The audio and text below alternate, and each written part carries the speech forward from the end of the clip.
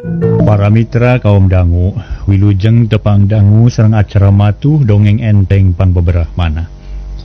Mang Jaya sapara kanca bade neraskeun hanca dongeng judulna nyaeta Randa Bengsrat. Ieu dongeng karangan Kileksa ayeuna nincak bagian ka-22. Mangga para mitra wilujeng ngadangukeun carios nyambung judulna nyaeta Randa Bengsrat dina bagian ka-22.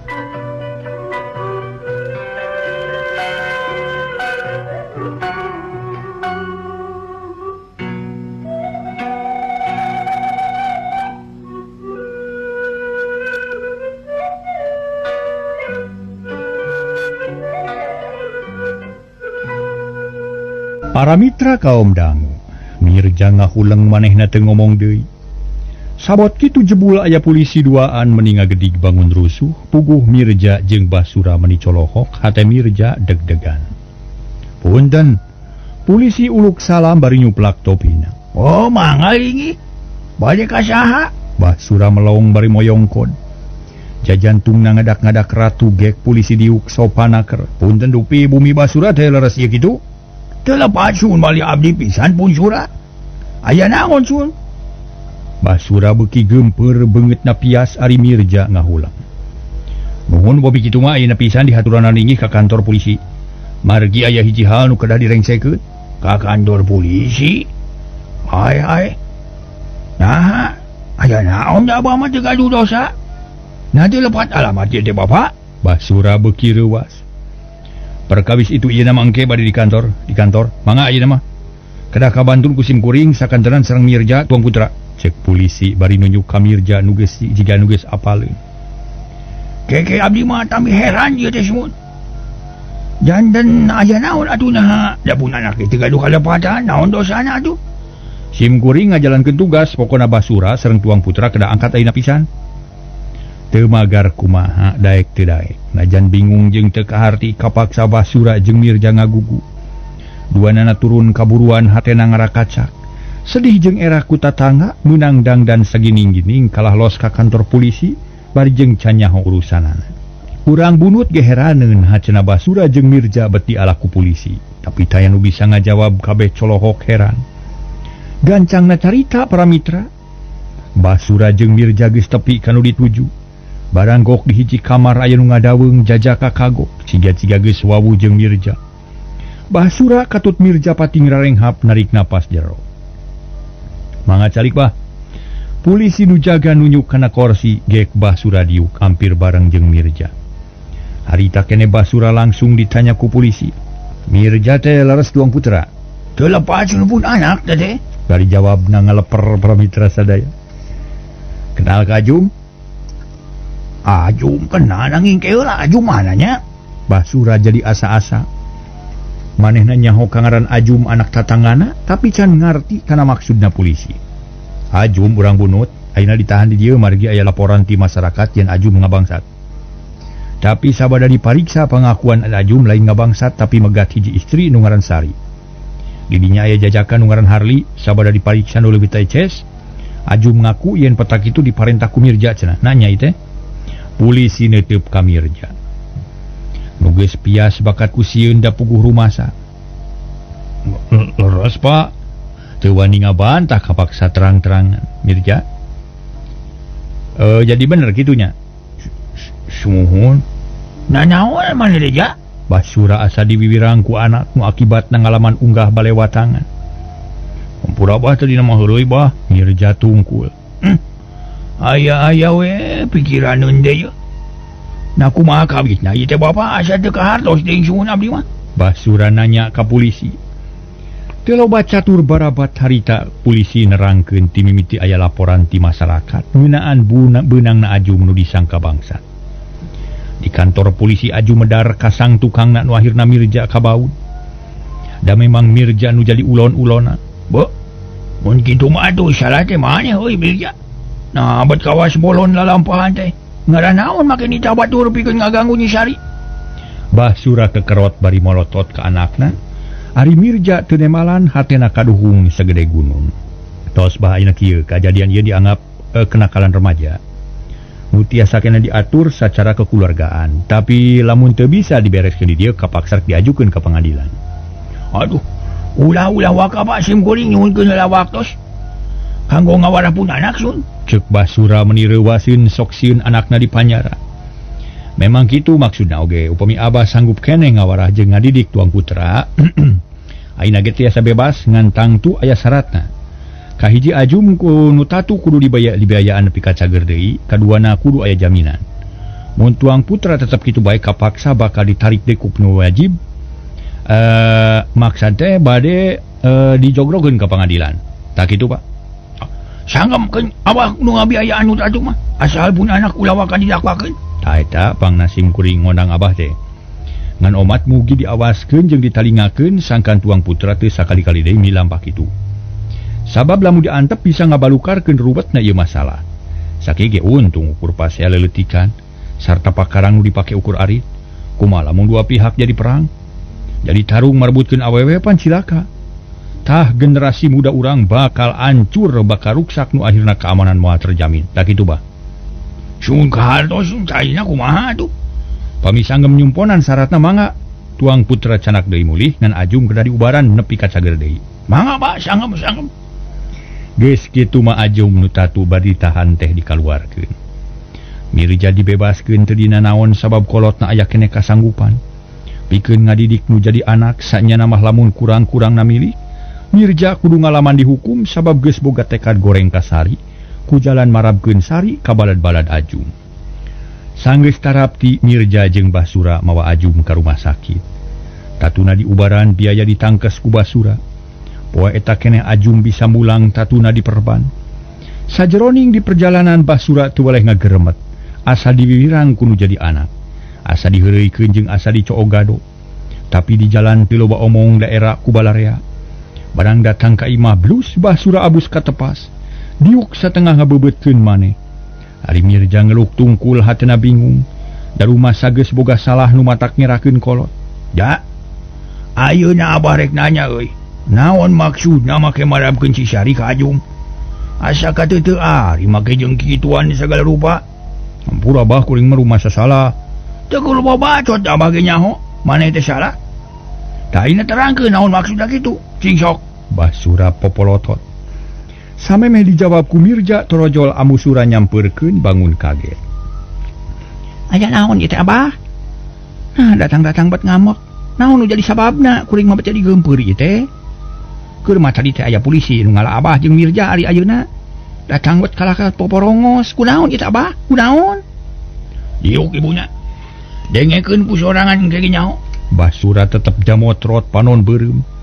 Atuh amusura henteu baha diuk digireun salakina panon neuteup ka Mirja nu ngeluk tungkul siga bueuk meunang mabuk. Pok geura ngomong ja. Mang bah, kieu maksud kuring teh kulantaran perjuangan teu hasil. Sasat ngabuntut bangkong da kalah kaeleh ku si Jama. Kuring nyeri hate jeung asa diteung-teungan we ku pihak si Sari. Mana komo sabada diragragan talak ti rumah. Asana beuki nalangsa we lantaran dipikir dibulak-balik. Dirasa-rasa beuki karasa.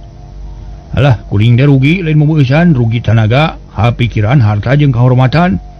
Takulan kitu dina hate timbul rasa iji jeung ngewa ka si Sari teh. Mahirna pisan kuring nyokot hiji putusan.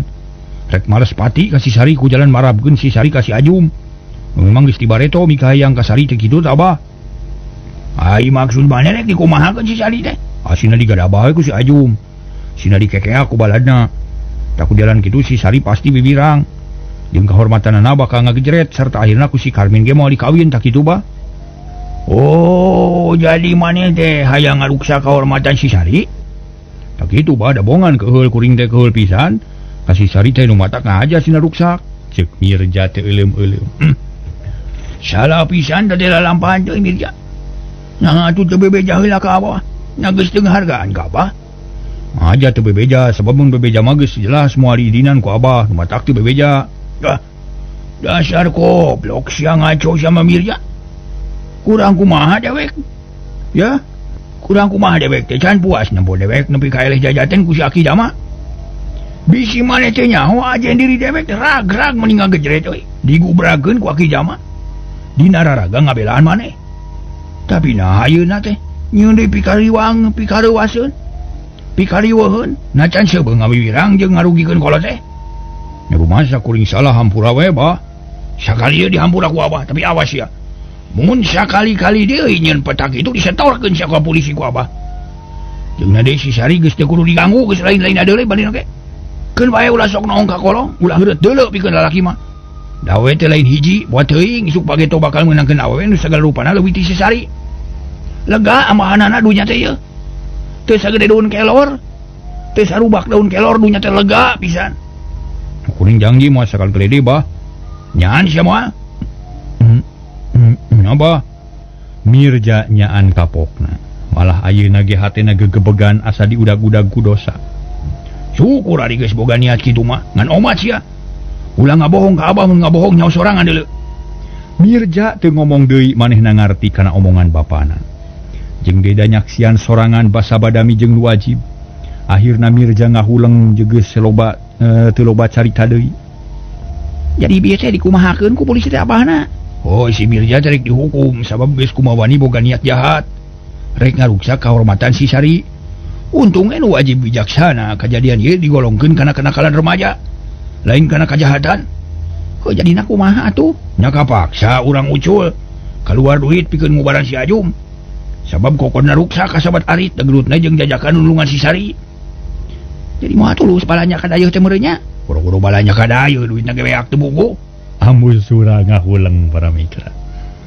Katara panona juuh baseuh sedih mikiran nasib anakna.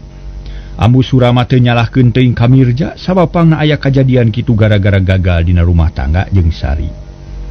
Satuluyna Basura jeung Ambu surah ngobrol nu lain-lain. Ari Mirja turun rek nempo Ajum nu geus ka imahna. Hate Mirja ngarasa kaduhung sagede gunung asa boga dosa nu ngabalukarkeun baturna tatu. Sadatangna ka imah Ajum Mirja dibagiakeun ku kolot-kolot Ajum. Malah Ajum ge diuk pada ngariung-riung ku baladna katu tatangga-tatanggana nu narempo. Kumaha tatu teh Jum? Teu parna teuing euy, ceuk Mirja. Oh, deja euy. Alah, teu batak paeh jauh keneh kan pojit. Ngan alah teu bebas gerak euy, sawo nu tatu teh leungeun euy. Jawab Ajum bari ngareret kana leungeun anu tatu. Sing sabare Jum euy da mana kitu ge geus nasib maneh kudu tatu. Keuna semua cita-cita mah teu ayeuna sugan jaga. Mirja ngalalemu hate Ajum da boga rasa yen manehna nu salah. Padahal Ajum teu mikirkeun kadinya sabab manehna ge sanyana mah milu salah da puguh rumah sagagabah dina ngajalankeun paniatanana. Bae jalah, teu kudu dipikiran. Kuring mah kudu biayaan gere-gere geus mang pirang-pirang nuhun. Tumarima euy pisan kana tanggung jawab di bapa maneh teh euy. Jeung di mun eueuh bapa maneh jineugana kuring teh euy ngalaman dihukum euy. Oh, kitu pisan lah pikiran kuring ge Jum. Moga-moga we euy kaharupna mah sing lancar ulah yaitu ieu. Ajum unggut-unggutan dina hatena ngageremet keneh ambak ka Harli nu geus ngagokan kana paniatanana. Da cacakan mun teu mawa arit mah moal burung dirontok diajakan galungan bebeakan ku manehna teh.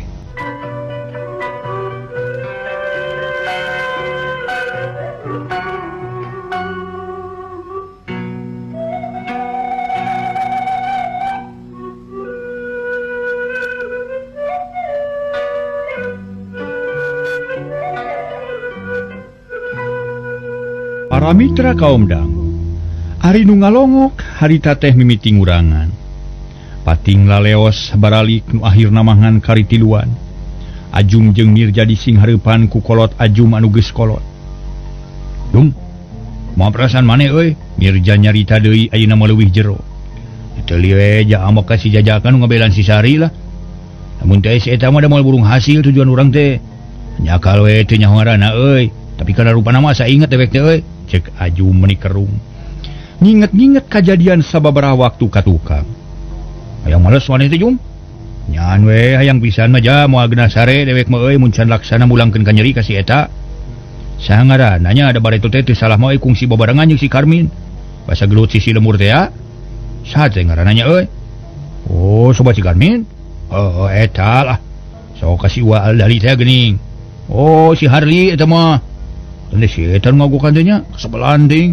Perlu diwarah mun kitu mah euy Jum. Mirja amakeun pisan. Sabab Harli sobat Karmin, ari Karmin sasat jadi musuhna. Ini apal maneh ja? Apa jelema mah jeung nyaho imahna ge. Mun niat mah binasa teh malah nya niat binasa. Gampang kari ngatur siasat we. Nyalah, keuna mun aya waktu urang garap tuh man. Mari si Sari euy. Ari ka si Sari mah euy jadi bogoh euy. Labar ku geulisna. Tapi nanyandrana bengsat manis euy ya. Kade geus beunang ku manis ya. Rugi aing mangudag-udagna ge. Terus terang maneh ka dewek. Waduh wani sumpah jum euy. Si Sari teh can beunang euy. Apaan bang aku kuring diserahkeun ge bakal ku jengkel da ke pista. Ya mah geus lain nongongan deui meureuphan sare padeukeut ge can kungsi ceuk Mirja wak cabalaka ka Ajum. Mun kitu mah nyan parawan keneh nya. Hanya dijamin halal sama euy moal gagal lah. Tapi teuing euy mun geus beunang ku si Karmin mah mustahil. Sabab si Karmin mah sakedeung tepungna can kungsi rakat pisan jeung si Sari. Tena kuring moal kagok lah. Rek sakalian yangan akal tarekah pikeun meunangkeun si Sari. Satungtung can laksana moal eureun-eureun nya ikhtiar. Pokokna mah sapanjang jalan soreang moal boleh di aspalan. Sapanjang tacan sasorang moal boleh di akalan. Lah, pokokna mah kitu we lah. Ko beres lah. Oh nyape ka tuh da kuring mah euy ngang kuring urang ngetrik kene can katuel-tuel acan. Tapi mun manehna can nyanang wirang lah. Kuring teh disugemaha teh euy asa can lunas utang. Tong sieun pasarahkeun ka dewek engke bakal kadenge bejana. Si Sari bakal ngalaman wirang di kolong cacang Bandungan we da kuring sanggup. Kumacarana Jung? Kumangke we carana pokona beres. Oh, syukurlah sing hasilnya. Ajum jeung Mirja uplak ngobrol nuluykeun babadaminya nu kungsi dilakonan ku maranihanana. Dina pokona mah hayang ngabibirang Nyi Sari pedah geus nganjerikeun ka Mirja. Cag urang tuna heula kaayaan Mirja jeung Ajum kitu deui kaayaan nu sejen-sejen. Ayeuna urang ngaguar lalampahan Karmin anu geus lila katuna teu kacaritakeun. Harita Karmin teh parawargi init ningalkeun kolotna bari mawa duit keur modal.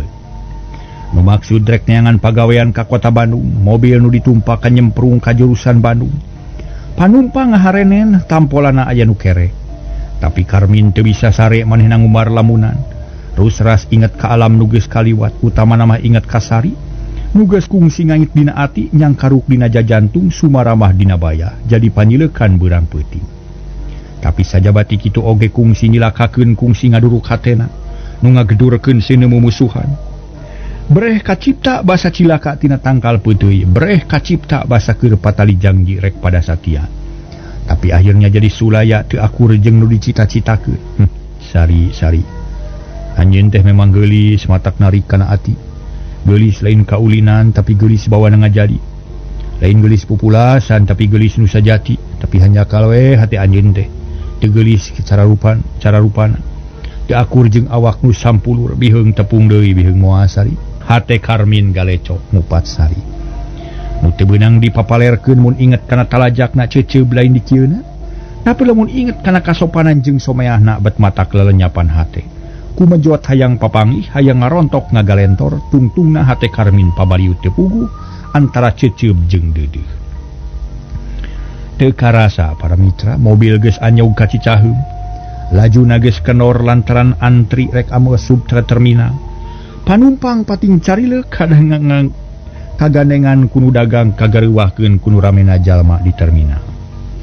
Konektur gogorowokan nyebutkeun Bandung cenah geus tepi. Ngagareuwahkeun kanunutan para penumpang kabeh ge goyang. Hamariksa babawaan sewang-sewangan bisi aya nu tingalin. Reg mobil eureun panumpang jerat jerut tarurun terus pating laleos muru kendaraan ka jurusan masing-masing. Ari Karmin ngajanteng heula deuk tukang rokok, panonna rarat reret nitenan karamean di dinya. Asa beuki rame we ye beuki meuni ngagelak beus hese meuntas. Pabuis taya eureuna, na aing rek bisa kitu hirup di kota, ceuk Karmin dina hatena. Lila-lila Karmin ngaleos muru ka kulon megat angkutan kota jurusan Kebon Kalapa nu ngaliwatan jalan Aceh. Teu kungsi lila geus meunang celak tumpak geuleyeung maju lalaunan mobil ngantai jiga lulut pikeun urang pasisian mah matak sawan. Teu kacaturkeun di jalana Karmin tepi ka stadion Siliwangi. Geus turun tina Honda luah kliuk nempoan jalan sabab asa poho deui. Red ka kidul aya jalan, red ka kaler aya jalan ka pasar Cihapit. Tungtungna ngoloyong maju ngidul leos ka kenca tuluy leumpang lalaunan, bari nyawang ka ayaan mangna nu geus lila tara tepung. Jalan patra komala geus ka sorang Karmin rarat reret neangan imah mangna. Reg Karmin eureun panon melong ka hiji gedong, nu di hareupna aya tangkal palem jeung tangkal lengkeng. Asa nama iya Imah Mang Basri teh gerentes hate Karmin bari teu weleh palahak polokok nitenan eta gedong. Lila-lila panasaran tuluy ngadeukeutan panto pakarangan.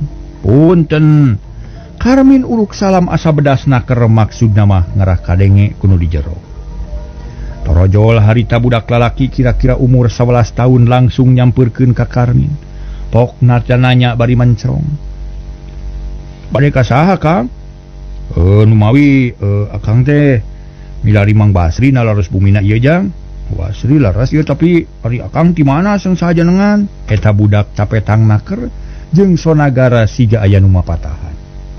Akang mah ti Sumedang, aing ngaran akang Karmin. Budak lalaki ngaleos ninggalkeun Karmin, panto pakarangan can dibuka malah mah pageuh da dikunci keneh di jero.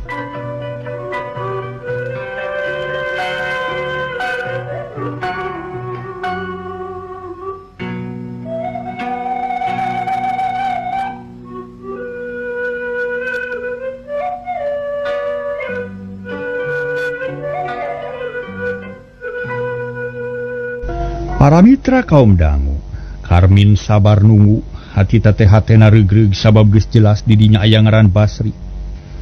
Tekung si lila budak nu tadi nyampeurkeun deui. Kalebet Kang, pokna teu terus muka kunci, kolotrak panto harita teh dibuka. Panto pakarangan muka bus Karmin ka jero bari ngomong deui. Muncep dupi Pak Basri aya di bumi kitu. Teu aya apa mah teu acan sumping di kantor aya mamah wungkul nuju masak di dapur. Oh kitunya punten atunya akang cologognya. Karmin ngedekeutan kana kursi hoe nu aya di teras gek diuk bangun asa-asa. Wadah pakaian ditangkeup panon rutret mitenan kaayaan di dinya. Ari budak abus ka dapur nepungan indungna tekung silila torojol aya nu bijil hiji istri dangdanan kota. Wilujeng siang bi, ibu, Karmin gugup nyebut bibi asa-asa keneh da bisi nyalahan. Ari nu rejak nyarita imut pok ngajawab aya menakel. Wilujeng siang kumaha damang? Solongkrong ngajak sasalaman ka Karmin. Ku Karmin ditampanan bari rengku hormat naker. Pangesto.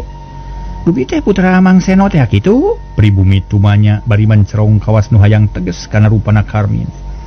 Plong hate Karmin ngemplong sabab geus ngadenge kitu mah jelas moal nyalahan. Leres bi, leres pisan abdi teh pun Karmin dupi pun Bapak jenenganan Seno pun biang urmi teh salah geuning nu datang teh dulur.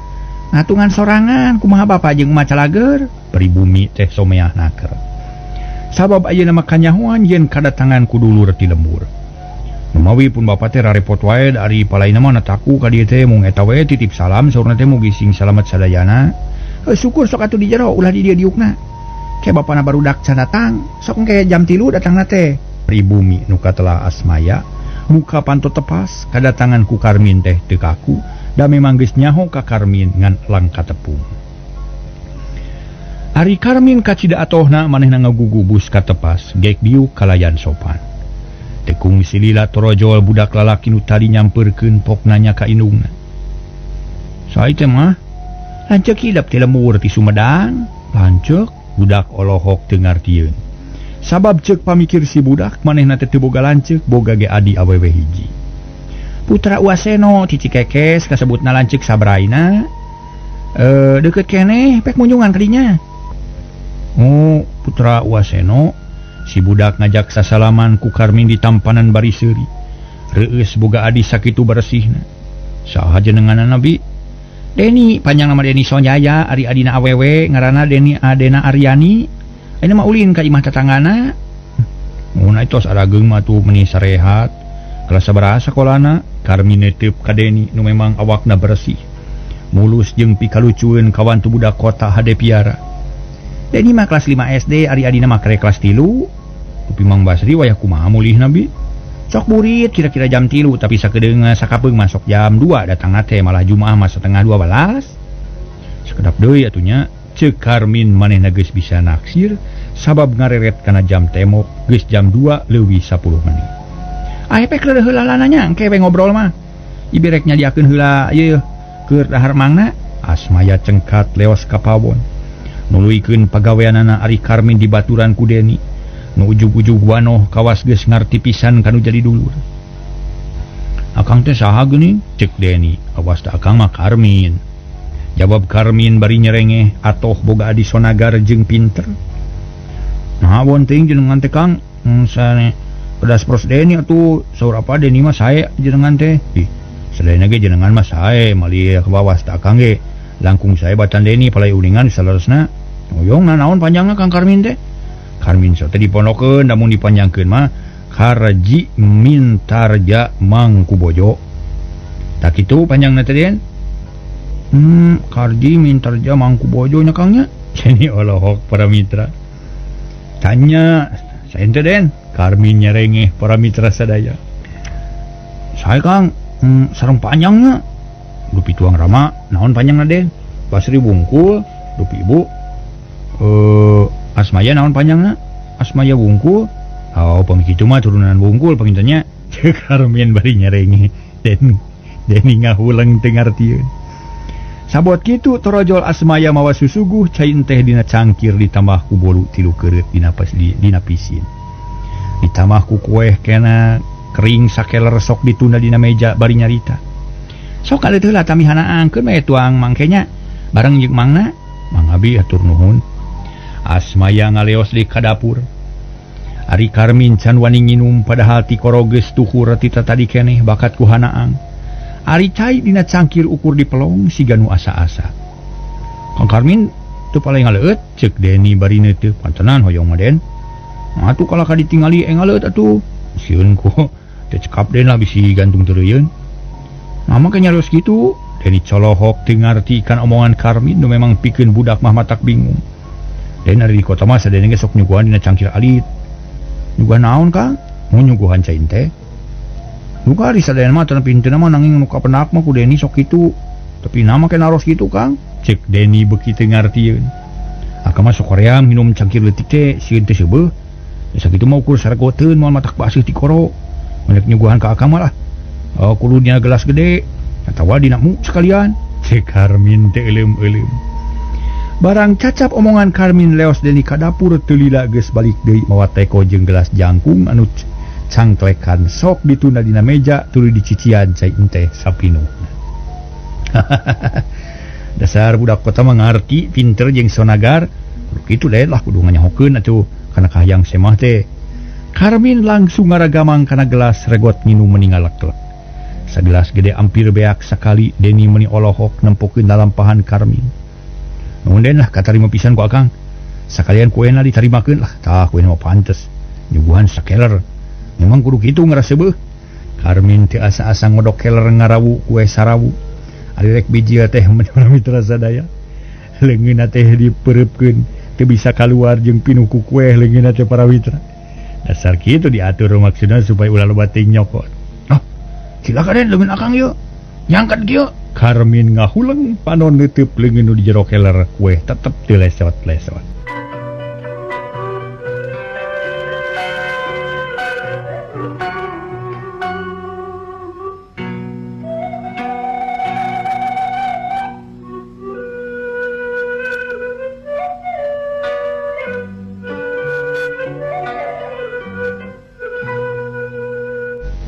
para mitra kaum dangu Ari Deni harita teh para wargi gugup meureun disangkana nyaan leungeun Karmin teh harita teh nyangket gero ngageroan indungna torojol Asmaya nyampeurkeun bari jeung reuwas aya naon Deni itu pandangan Kang Karmin sereg nyangket dina keler bari nunjuk aku naon eta teh Min Asmaya mencerong kana keler Ari Karmin jadi sawan sabab teu disangka bibina bakal nyampeurkeun Karmin teu sadar keler dipangku sekalian kana lakunan dengan katuhu tetep di jero keler ngarawu kue ieu teu naon bi teu naon bi beungeut Karmin beureum da pugu era sareng ngaserengeh teu nyari lain teu naon eta leungeun kumaha nah nyaan eta teh nyangket teu nyangket ieu mah bade ngarawu kue tapi hese bijilna bi eta pantok kelerna leutik teuing meureun Ari Karmin bet kawas budak atuh hiji-hiji nyokotna kue teh dari dirabu kitu matang tuh hese biji mun hayang lesot sok leupaskeun kuehna cek Asmaya bari mengkek piseurieun sereg bi Karmin balaham belehem beuki eraeun terus kueh dilesotkeun kabeh leungeun ditarik lalaunan polonyon teu sakara-kara da ayeuna mah ramona teu meureup ngan lapur kuehna mah teh para mitra sadaya teu bebeunangan dikorok lok-lokan cerining lapar. Guning lesot untuk nyangked itu nyokot kue mah Cek Denny bari gek diuk da tadi mah ngajengjen deket meja. Ngadenge kitu hate Karmin meninggal lenyap era jeung keul. sok terusin ngalit namin bibi can meres popolahnya sakedeung deui imangna datang. Eos asmaya ka dapur deui. Atuh meuni harita teh copong hate Karmin daerah ari dipopoh di tungkulan ku bibi nama. Jadi mah gempurkeun ka akang atuh make nyauran mama. Padahal mah akang mah teu kuna naon. Karmin maido. Mida abdi mah sieun kumaha onam bili Kang Karmin cilaka digegel keler mangkaning apa teu aya. Nyanyakeun bae lah da geus aya mah. Ari teh nyuguhan teh bet ngahesekeun sema. Anak itu mah kue teh ulah dicokot atunya da geuning mata ke nyangked leungeun teh ibarat beurit asup kana senteg. Karmin ngaragamang kana gelas regot minum lok-lok ti korona lok-lokan. Panon neuteup kana kue di jero keler. Takung bolu nu hipu Kang lindeuk eta mah da geus dina piring. Denny nyerenges seuri ayeuna beuki loma ka Karmin. Injes bisi matak naon-naon miring piring oge. Moal Kang da moal naon-naon piring mah piraku aya piring ngegel. Sieun nyangkeun gawas dina keler mata ku bilang. Denny teu ngabrekne mah geus ngabrek nanyoalan tapi teu tulus lantaran kadenge aya motor eureun hareupeun imahna. Barang direret Tetela Basri geus datang atuh Denny meuni curing hak pok ngomong. Tuh apa sumping telenjeng ka hareup rek muka panto pakarangan. Berai muka bus berasi ngabusugeun motorna tuluy di SI standarkeun deukeut pot kembang. Ari tas dicokot ku Denny. Pak tamu ti Sumedang Pak Kang Karmin putra Waseno. Tadi pananganna digegel keler dugi ka nyangked Pak. Denny nyarita teu euleum-euleum. Puguh bapana olohok teu ngartieun. Naon den ku kupingan teh anu deug-deug keler. Mun panangan Kang Karmin dileg-leg keler Pak dugi ka kapok. Alim dikokodok deui koe ge diantep we da sieunun. Denny masuk aya wae. Basri abus katepas gok jeung Karmin. Waktasna ka bujeng sae para mitra sadaya. Permios.